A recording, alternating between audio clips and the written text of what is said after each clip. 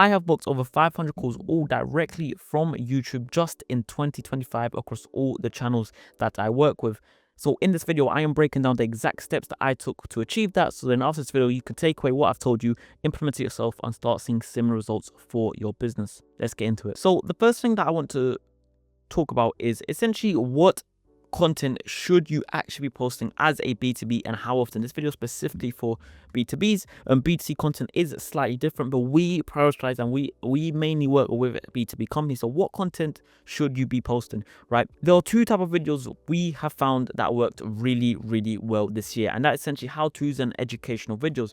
Yes, very typical, and most people that work around YouTube will tell you to make these types of videos, but they are what they perform best. So essentially, how-to videos is just showing someone how to do something, and educational videos is when you explain someone maybe a new method or to do something slightly different because this is working better now compared to that working now, right? So they can intertwine as well with each other, but these are the two very types of different things. It says how to, so how to do XYZ, or education, do this instead of this, or this works better than this, or copy my system that got X result, right? And also, you always want to be uploading client interviews. Now, client interviews are not going to get you the most amount of views. They're not going to get you the most amount of exposure. But when you upload them and someone sits there and watch that client interview, that's instant proof, that's instant social proof. They instantly trust you more, and they're much more likely to come to you for your services. When they watch a client interview, when they can see someone that's in their current position that you've now taken, helped, and now have improved that person's position, right? If they sit there and they watch that, that is a very qualified person that is most likely going to come to you, and if they come to you, they will want to buy as long as you take them on board.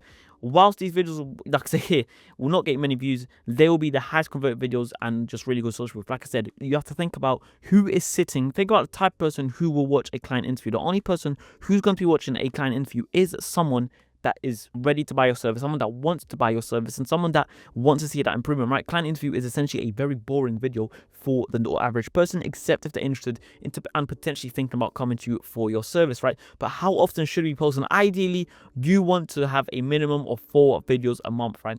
Anywhere between 4 to 8 is a good number. 4 how-to/education videos plus, and then 1 to 2 extra case studies is what I would recommend. But you do want to do a minimum of 4, and you can do a maximum of 8 simply because you are most likely going to burn out after a month or 2 if you're doing more than 8. We have a client right now, shout out Juani, who is doing 12 videos a month, but he's a beast, so he can handle it. But the majority of people, right, with everything else that they do, right, it's going to be extremely difficult to handle 8 videos a month, right? So I would recommend a minimum of 4, right? Because then if you're doing under 4, you're going to struggle to really see that exposure. You're going to struggle to see that growth. You're going to struggle to see the results. So at least 4. But anywhere between 4 and 8 is a really good number. And then, like I said, you want to do, about 4 how-to/education videos that I've mentioned up here. And I have other videos on my channel that go into these in a bit more detail. And then, like I said, 1 to 2 case studies if you can, because again, that's just really good social proof to have that on your channel. Now, we're going to get into exactly what you need to do to start seeing some real results from YouTube and to essentially just start booking in calls with YouTube, right? And we're going to go into the YouTube ideation/research phase. In order to have a successful B2B channel, research is at the heart of everything. You have to do research prior to making your video. Otherwise, you're going to really struggle to see good results from your channel. Without research, you won't be able to write any proper titles. You can't script, you can't do thumbnails, you can't optimize for SEO post filming, right? You are going to struggle to, and these are all things I'm going to cover in this video, but you are going to really struggle to get an effective video out without doing proper research. And yes, whilst you may be able to have a video that's providing value, a video that's actually really well recorded, a video that's going through over a lot of touch points that people want to listen to, if you are not doing the research beforehand, number 1, you probably won't reach the audience you want to reach, and number 2, your video is going to go nowhere, because this is why this research is so important. So whilst yes, you can do a really good high quality video without the research post recording, that video will most likely not perform well because you've not optimized around what you find when you do research phase, right? So, and all of this, like I said, leads to a failing your channel. It is not enough anymore to simply just write something down or create a document and press record and post, right? YouTube's getting more and more competitive, and unless you're putting hours into research every single month, the chance of having a successful channel that books calls, gets these coming to you, newsletter sign-ups, bringing in clients, whatever it is extremely low. You have to put in those hours of research every single month to have a successful channel. So how do you actually do research, YouTube research/ideation? In this post, I'm going to show you how to find winning ideas and how to know if that idea is a topic worth making a video on. Because once you can do this and you do this initial research, you the chances of spending time on making a video and having that video be successful is much higher, right? So the first initial thing that you want to do when you are essentially going through the process of trying to find an idea that your audience is going to want to watch, your ideal ICP will watch, is essentially just thinking about what are their main pain points, right? One simple way to do this, which I'm going to just quickly cover, is to essentially just have a long list of pain points. Think about their pain points. What is their pain points they have? Take transcripts from all your sales calls, put that into ChatGPT and ask ChatGPT to give out, all the main questions, all the pain points, or what is the main issues that people have when they come to you. And just through doing that, you're going to get a massive list of potential pain points, potential video ideas that you can make that is going to hit your ICP. Then you want to take that YouTube ideas and you're going to want to do some research on it, see if other people have posted content on it, and use a site like vidIQ to essentially see if any of those ideas are getting regularly searched when it does come to YouTube, right? But most likely, if you can rank, those ideas in a list from the ones that are asked the most, they are most likely going to be also searched the most when it comes to YouTube. And that's one simple step that you can do. Now, the next simple step when it comes to doing some actual research is to use a site like vidIQ. And I've gone away and I've actually found a pretty good keyword just from doing some initial research, right?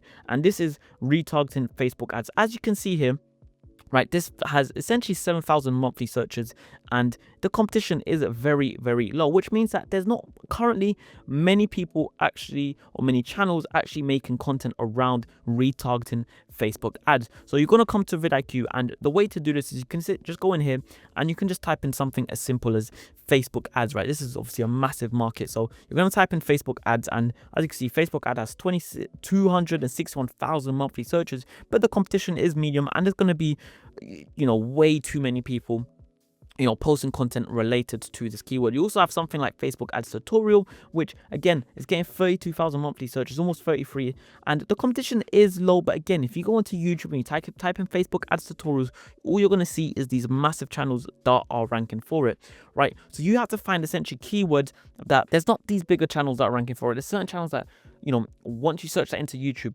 they are there. And to do is you can literally go in here and I tend to use incognito mode simply because if I go into my YouTube channel, right, it's going to be filled with channels that I've watched or with channels that YouTube want to push towards me. So it's not going to be to say a just standard brand new YouTube channel. So you come in here and you just put in Facebook ads tutorial, and you're going to start seeing the type of channels that are popping up, right?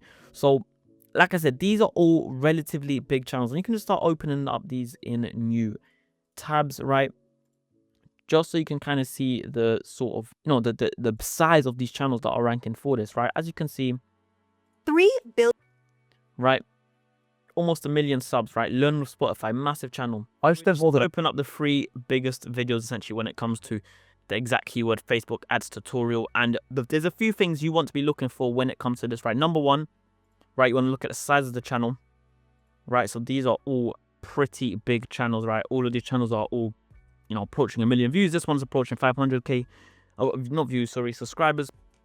So first of all, massive channels are ranking for this. And you want to kind of have a look. If you scroll a little bit down, you might see a channel that is a little bit smaller, but even then, right, when you already get this keyword, specifically a Facebook ads tutorial, it is just too much of a big keyword, right? Then you want to go and which is why we came up to this one, which was retargeting Facebook ads. So now if we go into YouTube again and we put in retargeting Facebook ads, right, let's just open up a few of the pages that do show up. So I actually have Ben Heath here, who's a massive channel, and then we've got HubSpot, who's also a big channel. But then you get your channel, Matt Shiver, who's got 11k subs. Yes, it is a decent amount. all right. But when you compare it to, these massive channels, he is coming in as, I believe, the 4th video it was. 1, 2, 3, 4. The 4th video, right? And, when you see a video where someone with, I'm not going to say it's a low amount of subs because it is quite an impressive amount of subs. But when you see a video with something like this, you find a video that you could potentially rank for, right? And you ideally want to find keywords where someone, you look at something like this, and he's got 2k subs. No disrespect to marketing with Dev, right? But if someone with 2k subs, and it's not the most impressive thumbnail, it's, if you watch the video, you can probably take a better video than this, right? There's no face cam, right? There's no intros, Audience again. right? The screen shave in itself is a bit, blurry, right? So you can 100% go away and make a better videos. And this video specifically, right? Again, no disrespect to him, right? Is 1, 2, 3, 4, 5, 6, 7. It's ranking 7th in these videos for this specific keyword, retargeting Facebook ads. So that is straight away a good indication that this is a potential good video that someone within the Facebook ads market can make to help their audience, right? And then you want to look at how many videos are actually using this exact keyword, retargeting Facebook ads, right? Facebook ads retargeting, Facebook ads retargeting, Facebook ads retargeting, Facebook ads retargeting, right? So if you can somehow get away to say retargeting Facebook ads into your title, that is again just another way. Because if we go back into vidIQ and we essentially change retargeting from here and we put it at this side of the word, as you can see, just by switching that, the search volume is much lower. A lot more people are searching retargeting Facebook ads rather than Facebook ads retargeting. And you can also see here, there's another, right? When you start looking at this in more depth, you start seeing other keywords that you can also rank for. So now you're seeing retargeting Facebook ads results, right? A bit more competition because more people making keywords on this. But once you can optimize around retargeting Facebook ads, right, and you make a video and you have this keyword, and I'm going to go into detail into how to use this exact keyword, not this exact keyword, but when you find this keyword, I'm going to go into detail how to use this keyword to make sure everything is optimized around this keyword. But once you can do something like this, right, you have a keyword that has been a decent amount searched every month, the competition is very low. When you search it in, right, first of all, not many people are using it in this way in their title, that is worded this way, or these exact keywords, right? When you're within 10 of those videos, you have a channel with 2K subs, you know, the quality is not the greatest, right? You also got a channel that has about 11K subs, right? This is now a keyword that is starting to look good, right? And you'd want, when you're doing it properly or for your actual channel, you want to go in a lot more depth, right? You want to look into these things, and you're going to find these keywords, right? You're going to find a bunch of them, and you might find some that are doing better. You might find keywords that are getting searched, you know, 20, 30, 50,000 times a month, and the competition is very low. And then you search it in and you realize, hold on, that's not actually that much great content on. And then that is how you're going to find your exact keywords that you can now make videos on optimized around that. Here's another channel, right? I think this is about the 10th one. And as you can see, 1K subs. This doesn't even have, you know, it says retargeting ads on Facebook, right? It doesn't actually have this exact keyword. So if you can, like I said, make a video, optimize around this, properly done, good video, and use exact this keyword, and you optimize it, you should be ranking higher than this channel realistically if done properly, regardless of the size of your channel. And you can go a little bit even further down, and you see a video that is a new way to run ads. And again, 2K subs, 96 views, a video that you can definitely, if done properly, regardless of the size of your channel, you can rank for, right? So this is just a super quick tour, right? You can go in a lot more depth when it comes to doing this, right? And I would recommend you to spend a few hours every single month to do this research and come up with a list of keywords that you think you can rank for. And sometimes you're gonna have to do those keywords there and then, because the keywords that in that moment are doing better than they will be doing in a few months time, which is why it's important to always keep up to date with these sort of things. Right now, we're going to come back to this keyword later, right, and essentially how to optimize around SEO for it. But we're also going to use those keywords for all the next step, and the next step for that is packaging. Now, you need to remember what the keyword is, essentially what the video is about, what you're optimizing the video around, and the exact keyword that you're optimizing around, to make sure your packaging works with that and is coherent with that specific keyword, right? The next part two of this is to plan what a good title / thumbnail is and make sure they work together to get the click, right? As explained in other videos, because I have other videos on similar topics about regarding packaging, the goal of the thumbnail is to, number one, stop someone scroll to make them pay attention, right? And it doesn't mean it has to be some insane kind of colors everywhere, Mr. Beast like shocked face, right? It just got to stop someone scroll, right? Someone's gonna be searching something in, you just have to make sure they look at your thing, right? A lot of the time, and if I want to go into detail of what not to do, maybe I don't, but I do.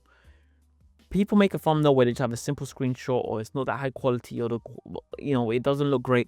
You want to make sure someone looks at your thumbnail compared to it. If you put your thumbnail there and you put your competition's thumbnail next to each other, which one is the viewer most likely to look at? You want to make sure your one is the one they most likely look at, right? Now, when they look at a thumbnail, that should cause enough curiosity and enough urgency to make them read the title. And I'll show you some examples of this in a second, right? And then once that curiosity is built up, once the urgency is built up, they're going to read your title. Then that should work. Your title should work well with the thumbnail to increase that urgency and curiosity even more, make them feel like they need to watch your video there and then.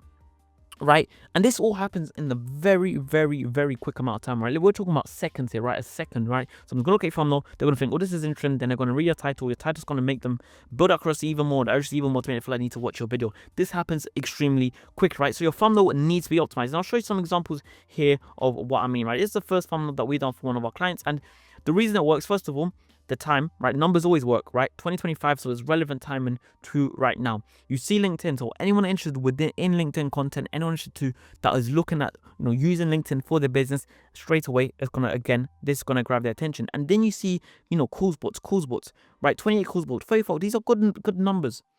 So all of this within a split second is going to build your intrigue, right? You see 2025, it's relevant here. You see LinkedIn, something you're trying to optimize for, and then you see good bot calls, a desired result for essentially anyone within this business. So then you're going to want to look at this and you're going to think, this is interesting, but it doesn't give you enough away so that you know exactly what it is about. So then you're going to have to read the title. The title is going to be designed, again, to make you want to click on the video. And then you've got something like this, right? Slightly different one, but again, slightly similar. You see balance, right? You see a million, right?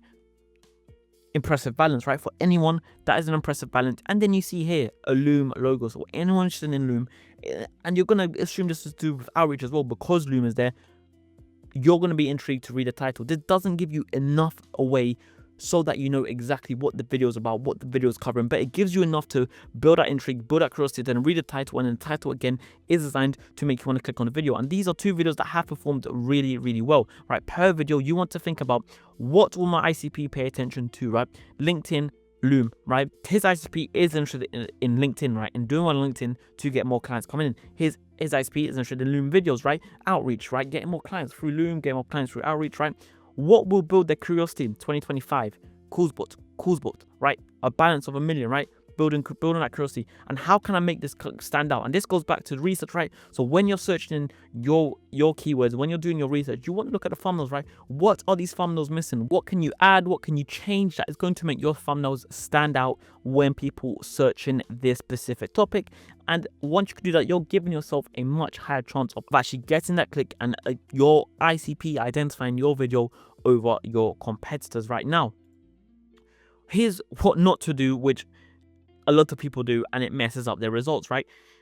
Using screenshots as thumbnails. Do not use a screenshot as a thumbnail, right? It doesn't build that initial curiosity. It doesn't build that intrigue. It can work, right? And I'm not going to sit here and say it's impossible to make it work, but a lot of the time you're going to struggle to get that click. The only way to make it work is to have something from that screenshot that is going to build up, again, that intrigue, that curiosity. Say you're doing a Miro board and you have something in the Miro board that says whatever, and it fits the title, it works with the video, and it makes people want to click on the video to see exactly what you're seeing on screen, right? But a lot of the time this just doesn't work. Adding too much to a thumbnail, don't make your thumbnail too busy, right? Make it as simple and to the point as possible. The more simple you can make, the less things that people have to pay attention to and look at, the more likely your video, your thumbnail is going to work. And overall, just making it low quality. I do not make your thumbnail super low quality, right? Get edited, pay someone to do it, right? Spend a bit of money and make sure it's as optimized and best looking as possible, right? And just through that, you're going to see a massive difference by following this in your click-through rate. Now, the title needs to include two things. The title needs to, number one, include the video's keyword for SEO reasons, right? Like I said, this all comes down to the research we've done beforehand. So you have to include that specific keyword in the order that's written if you want to optimize your chances as best as possible to rank for that keyword. And then you also just want it to build more curiosity and intrigue, right? Write it in a way that builds curiosity. Write it in a way that builds intrigue, right? Sit there and write out that version of that title 50 to 100 times, and you're going to eventually find, yes, this is the one that works. This builds the most intrigue, and it takes time, right? These are not things that should be rushed, right? Because if they're rushed, you're going to get not as good results. If you take your time and do this possible, you are ensuring yourself that you're getting the best results possible. And it's how we have, again, managed to book over 500 calls just in 25, because we've optimized every little bit per single video. Every single video is optimized as best as possible to get the best possible results. Now, you want someone to read the title and feel like they need to watch your video there and then. Get creative, like I say, test things out. Keep it as short as possible, but to the point as possible, right? Ideally under 55 characters, ideally under 50 characters, but I understand that that's quite difficult to do. But ideally under 55 characters and 60 at most, and only if really necessary you go more. But you want to have 60 as most, because a lot of time your title now starts to get cropped out of things and you just get a little dot, right? So 60 at most, and only really go more if necessary. Now, when it comes to scripting, I'm going to go through each part, right? Intro, the body, and then the outro as well, right? The intro, there's a few things that you want to do, right? You want to keep it short and concise and to the point, right? For B2B, you typically aim to do 10 to 30 seconds, sometimes even less than that. You can literally have a 5-second intro if necessary for that specific video. You want to, number one, confirm the title and the thumbnail of that video. Number two, give them a reason to stay and watch that video. And then you also want to include some sort of social proof. And I'll use my exact intro that I used for this video as an example. I have booked over 500 calls all directly from YouTube in just 2025. There is that exact social proof. And also in that, I am also confirming the title and the thumbnail of this video across all the channels I've worked with. So in this video, I'm breaking down every step I took to make it happen so you can do it for yourself. And this is the reason why they're going to stay and watch the rest of the video, because if they sit down and watch this video like you are now, you're going to be able to book, calls from YouTube, because I am breaking down exactly how I done it. So we have social proof / confirming the title and the thumbnail. And then we have essentially the reason for them to stay and watch the video. Then we come to the body, right? This is where you have a lot more free range, right? The two main formats are talking head and loom style. There's not an exact thing you have to do. There's just certain steps you have to make sure that you follow to make sure your body is as clean and as best as possible. In my opinion, for B2B specifically, I do think that the loom style works better. But it sometimes depends on your niche and ICP. But regardless, both can still work, right? What actually matters in the body is, first of all, answering as fulfilling what the actual video is about. If you make a video and it follows all of this, right? You have the right title, you have the right thumbnail, you have the right intro, and then the body just goes into something completely different, you are going to lose that viewer and they're going to click on something else. If you want them to stay throughout the video, you want to keep, make sure the video is actually answering what they came and clicked on for. Number two, give an actual value, not just sugarcoating, right? Give away your methods, give people value, solve the issue, make someone come and watch your video and pause and make them feel like they spent their time well with you, right? Don't let them feel like they've watched that video and they've wasted time. That is the easiest and the quickest way to lose a viewer and to lose a potential client. And then number three, you just want to have it structured in a way that makes sense, right? So don't jump from one point to another point to another point to another point without it being in any sort of chronological order, right? So just make sure it's structured in a way that makes sense, and try to put in these subtle cues that is, people are going to want to stay and watch to the rest of the video, right? Because like I said here, as I've been doing through the videos, like, I'm going to get back to this towards the end. I'm going to get back to this towards the end, right? These are little things that people are going to stay and try to watch your videos. Well, if you can add in them little cues there, right? And then the outro. There's two things you want to do with outro. Number one, you want to CTA your ICP, and number two, you want to CTA to another relevant videos. And by the way, I know there's a lot of information coming out. So if you yourself want help doing this, you're B2B, right? You want to get more calls from YouTube. You want to get better results from YouTube. Maybe you have one channel already, maybe you don't, but you want to get better results, then just book in a call with me down below. We can just have a super quick chat, introduce ourselves, and just see if there's a way that I can actually help you. If not, then no biggie. I'm super happy to, just give you some advice on that call. But anyways, getting back into what I was saying, right? You want to keep it concise and to the point. Do not ramble on when it comes to your CTA. Don't try to explain to them exactly why they have to book a call, the advantages they're going to get. Keep it simple, to the point, and the right person is going to book a call. Key note, try to have very simple CTAs throughout the video as well. As I just done, CTA to other videos that you have on your channel already when relevant. And you can, when you do that, you can put a little, it's a little card that you can do, and it pops up when you say to the video. You have to do it manually, but you can do that. And then just quick CTA to your product service throughout, right? Like I just said, like I just done, hey, feel free to book on a call down below if you need help with this. Just do that throughout your video, because a lot of the people are not going to make it to the end of the video. As I see here, I recommend to have one around the 30% mark. Not everyone makes it to the end of the video. So by having one there, you are hitting more of your target audience, right? A lot of people, they might get distracted. They might have, a call coming up. They might have to go out for lunch. They might have to go out for dinner, whatever it is, right? Do not hope and that everyone's going to stay all the way until the end to watch, to get to that call to action, right? So you want to have call to actions ideally somewhere earlier in your videos, right? Now, that's exactly how you want to structure your intro, your video, right? With the intro, body, and the outro. All very simple things, but all things they have to make sure are done properly, and everything has a slightly different tweak to it, right? So do not go simple on this. Do not pay attention to the things.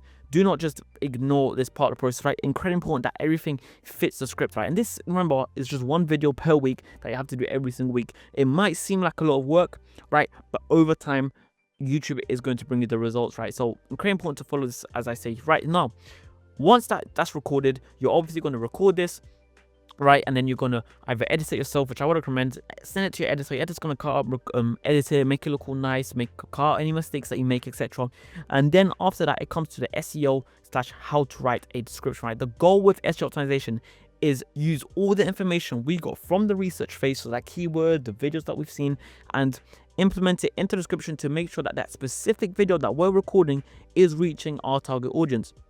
So here's everything that needs to be optimized, right? Your title, your CTA, descriptions, chapters, and video topics. And I'm going to go and through each one and break them down for SEO specific, right? And this is also the order that I would recommend to have your description in, by the way. Obviously, you're going to have your title, your main title, which is the title that comes up for the video. And also you want to have this title at the top description. I'll explain mine in a second, right? I've already spoken about title, but essentially you need to include the keyword for that title in the title. One of the most important places to include it is the title, because the title is what shows up. The title is what YouTube push a lot of the time, so it has to include the keyword. And also put a title, or at least the keyword, out of description. A lot of time it's just easier to put the title rather than trying to rephrase or do anything different. The reason you want the keyword at top description, because if we go back into our trusty page here, this is the top description. Want me to mentor you to crush it with Facebook ads? Actually, Facebook ads is in bold because that's the keyword. Improve your Facebook ads data. Again, these are things that are going to be at the top of the description. Free paid ads, right? You got ads there, right? Facebook ads. These keywords you're ranking for. Look, Facebook ads and retargeting all in the top line, right? So by having that in the top line, they are being pushed more by YouTube. Retarget with Facebook ads, retargeting. DC has that twice in the first line, right? This is what's going to help you rank for this video as well. So always have, or not, you don't have to, but I always recommend to have your keyword at the top description somewhere. Then you move to a call to action. Now the call to action is not much here for, like I say, SEO. You can import your call to action, but you want to have your main call to action in the top description. The reason for this is this gives you the highest possible chance of someone actually seeing it, right? The goal of YouTube is to get someone to watch your YouTube content, get the right person to watch your YouTube content, and then transition them from YouTube over to your call to action, right? So if your call to action is to get someone to book in a call, right, you want to have your video, you want to have your keyword at the top of that description, right? And then you want to transition them from the video, and then you want to transition them from the video over to your call to action. When you do not have your call to action at the top description, you're requiring someone to take extra steps to see it, and they could easily miss out. Now, if I go back onto here and let's just go back into, let's say, Dev's video, right? Shout out Dev. He does not have a call to action at the top here. He has one, yes, as a pinned comment. However, there's no call to action, right? When someone opens this is the first thing that you see. And unless they scroll down to the comments, they're not seeing that, right? So you're kind of gonna have to click on more, have to look for your description. There's some relevant videos here, and then there's a way to connect with him, right? And then he has this other call to action. AI. However, if you go Facebook advertising, someone like Ben, right, he's got two call to actions right there where you don't have to click on more, you don't have to click on nothing else, but you can straight away just click on that and it's going to take you to his call to action. So you need to make sure that you have your main call to action at the top two lines. The reason I say the top two lines, because yes, I always say have that first one as the title and then have that second one as your call to action, because you do always see the top two lines of a description when you make a YouTube video, unless that first line is extremely long, right? So just by having that, you're going to get better results from YouTube by making sure that people are actually taking the step to go to your call to action. And just by having that button or having to click more and then find it, you are going to lose a handful of people, right? And then you optimize this as best as possible to what you think your ICP is going to click, right?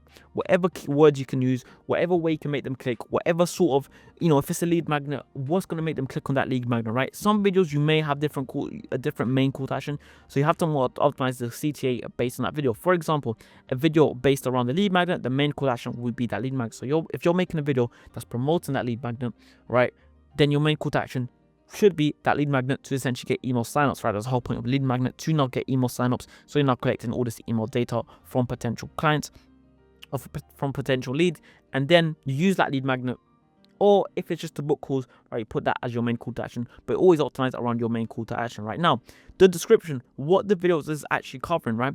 So this is the main bulk of the description. So you have your title or your main keyword as subscription. Then you make sure you have your CTA in that second line if you don't have it in the first line. And then now you have essentially the main bit of the description, the bulk of the description, which is essentially talk about what the video is covering. And yes, whilst this is all about summarizing what the video is covering, the most important part here is using the keyword for this video as many times as possible. Right, the more often you can use this keyword, the more likely you are to rank for it. So talk about the video, what the video is covering, but implement the keyword within that as many times as possible, but still make it flow properly. What I mean by this is you want to have a description that uses that keyword as many times as possible, but it's not like you're just spamming that keyword. Write a description in a way that it makes sense what you're saying, it flows properly, but you are implementing this keyword many times to make sure your videos rank properly. And by doing that, number one, yes, you're describing what the video is about, and number two, you'll make sure you are ranking as best as possible for that keyword. A lot of time, people are not reading descriptions. The main goal of description is, like I said, to optimize around a specific keyword. Then we move to chapters, right? A lot of people don't use chapters, but I think they're great for two things. Again, keyword implementation. If I go back onto our Chrome page here, and anyone that does have chapters, as you can see here, intro, custom audience, retargeting audience, this again is extra ways to rank for keywords, right? Again here, retargeting ads, you are ranking for these keywords because, right, you're using it as chapters, right? Intro, my ad intro, awareness campaign, audiences, right? You are ranking for these keywords by using it as chapters. So I always recommend to use chapters, because any keyword that you use in the chapter, especially in the first few chapters, right, you're ranking for. And number two, in my opinion, it's a better view experience, right? And which is what you always want to make sure that they're coming back. Some people reckon this messes with watch time, but I think, and others as well think, it actually helps, because yes, someone might click on your video and you have chapters, so they're only going to go to a specific part and watch that. But regardless, if they came on the video for that specific thing, or they would have just spent the first couple of minutes just skipping through. And again, that's still going to affect your watch time. And then they might not find exactly what they want to watch. So then you're just going to click off and then you have no watch time. Whereas if they can at least find what exactly they want, they're going to sit there and watch through that thing. And maybe you persuade them to watch the rest of the video as well. So I always recommend to have a watch time. Hopefully that makes sense. And then you want to put a little section underneath that with video topics for just extra keywords. This is just a simple way to implement some wider keywords around the main keyword. Just use something like rapid tags, and I'll show you exactly what rapid tags is. Right, if you go into rapid tags and we type in, let's go back to our keyword here, and this doesn't have to be in incognito mode. I can just do it right here. Rapid tags, and then you type in that keyword and you press enter. It's going to give you some similar keywords around that: retargeting Facebook ads retargeting, Facebook ads retargeting ads Facebook, right?